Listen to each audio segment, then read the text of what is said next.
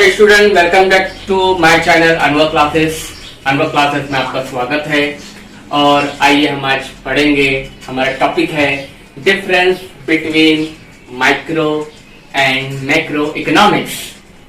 My dear student, मैंने आपको macro economics का चैप्टर लास्ट और मेरे प्रीवियस लेक्चर में आपको पढ़ाया। अब हम देखेंगे difference.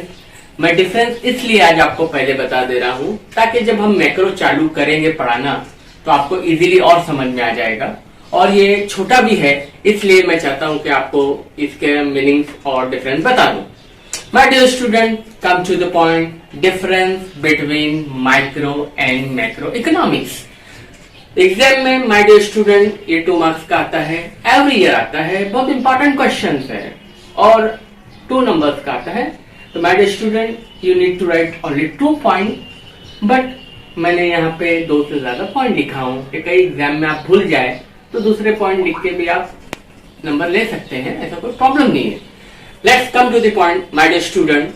Micro economics meaning,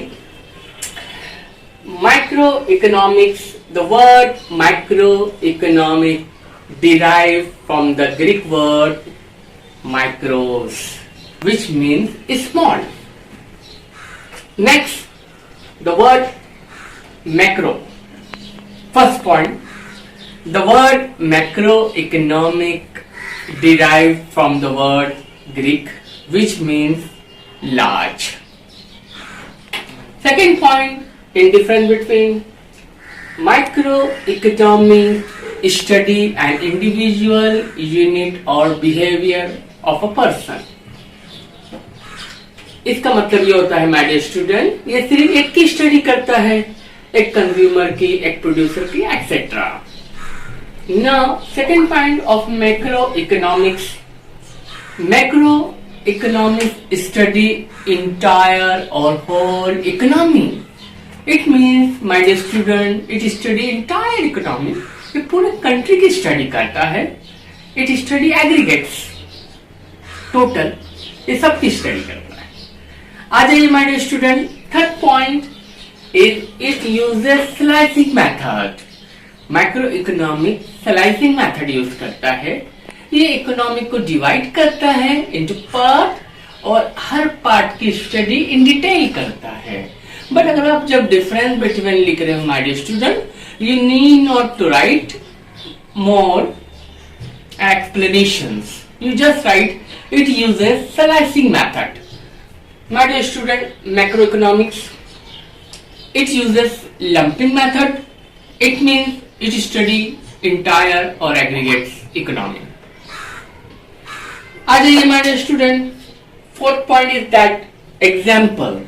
example से आप जब लिखेंगे तो जरा अच्छा लगेगा, मजा आएगा और क्वेश्चन को समझने में भी आसानी मिलेगी और आप कभी भूलेंगे नहीं। Example of macro economy is that per capita income, जिसे कहते हैं PCI।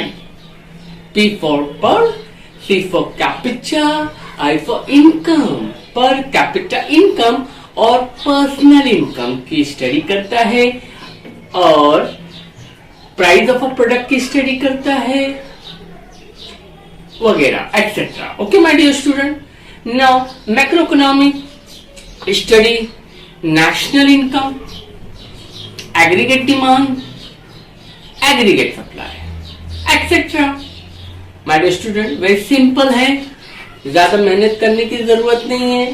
पहले आप मीनिंग लिख दीजिए, फिर बता दीजिए किस चीज की स्टडी करता है, फिर बता दीजिए कौन सा मेथड यूज करता है, फिर एग्जाम्पल दे दीजिए, आपका हो गया। 2 नंबर्स का आएगा my dear student, very easy है। मुझे उम्मीद है कि मेरा लेक्चर पसंद आया होगा और अगर पसंद आया होगा तो मेरे चैनल को सब्सक्राइब कीजिए, बेल आइकन को बजाइए और नेक्स्ट लेक्चर में हम लोग पढ़ेंगे meaning of macro economy, feature of macro economy etcetera. Okay my dear student, तो नेक्स्ट लेक्चर के लिए इंतजार कीजिए और जो बातें मेरे लेक्चर में कुछ पसंद नहीं आई होगी, समझ में नहीं आई होगी, तो आप मुझे कमेंट्स में डालिए, मैं आपकी उस क्वेरी को सॉल्व करूंगा। और मुझे उम्मीद है कि आपको मेरा लेक्चर पसंद आया होगा।